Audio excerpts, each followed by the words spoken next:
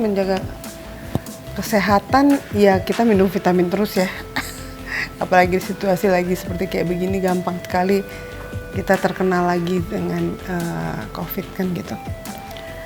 Ya olahraga sedikit-sedikit, tapi makan pun juga kita atur ya. Karena ya memang benar-benar kita nggak pernah tahu kapan kita akan terkena COVID ya.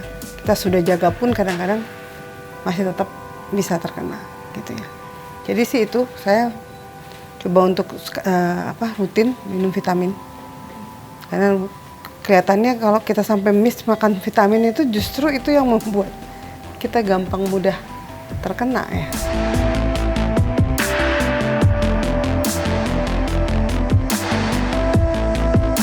Saya sudah melonggarkan, tapi saya benar-benar masih menjaga sih. Menjaga artinya ya sebisanya saya pilih-pilih yang mana saya masih bisa dengan Zoom, saya pakai Zoom.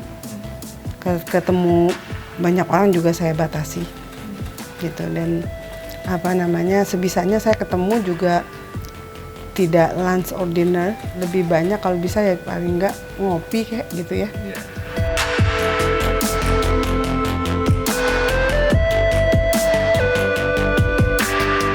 Paling di treadmill aja, nggak ada yang lain. Itu kan treadmill itu yang paling bener, dan waktunya juga tetap di dalam rumah kan gitu ya. Kan kalau kita keluar juga jadinya ngabisin waktu panjang ya kan, udah gitu pasti akan ketemu teman-teman juga gitu yang pada akhirnya kita ya saya sih biasanya paling 30 menit atau 45 menit, that's the most lah.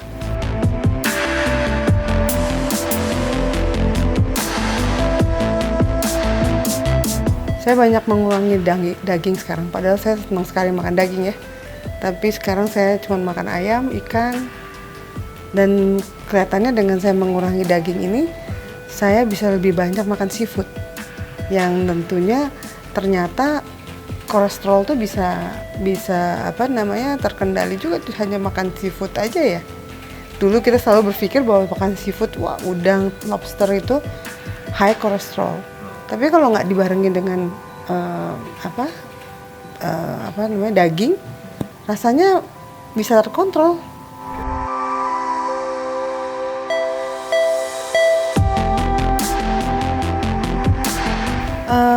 Saya biasanya weekend sih sama anak-anak ya, sama keluarga ya.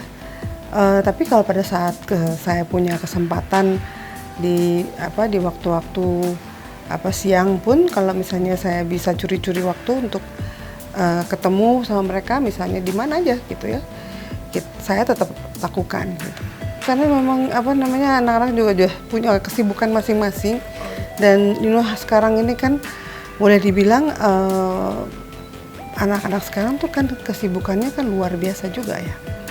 Jadi saya rasa kadang kita malah yang menanyakan kepada mereka, waktunya kapan kita bisa sama-sama. Jadi bukan hanya mereka nunggu waktu kita, tapi kita juga harus mengerti posisinya mereka dengan kesibukannya mereka juga gitu.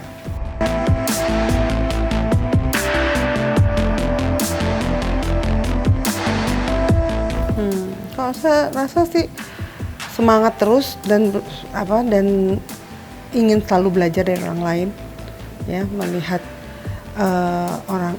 Jangan selalu merasa bahwa kita sudah cukup gitu dari diri kita, tapi kita terus mau belajar, mau melihat bagaimana keberhasilan orang lain. Tentunya kita juga harus ikhlas dengan apa yang kita lakukan ini adalah bukan hanya untuk diri kita sendiri, tapi kita juga harus bisa berbagi dengan orang lain ya. Jadi ilmu kita bukan hanya untuk diri kita sendiri, kita harus bisa juga membagi ilmu kita kepada orang lain. Dan maka dari itu kita jangan pelit-pelit membagi ilmu kita kepada saudara-saudara kita sendiri kan gitu. Ya kan? Dengan demikian orang lain juga akan berbagi kepada kita.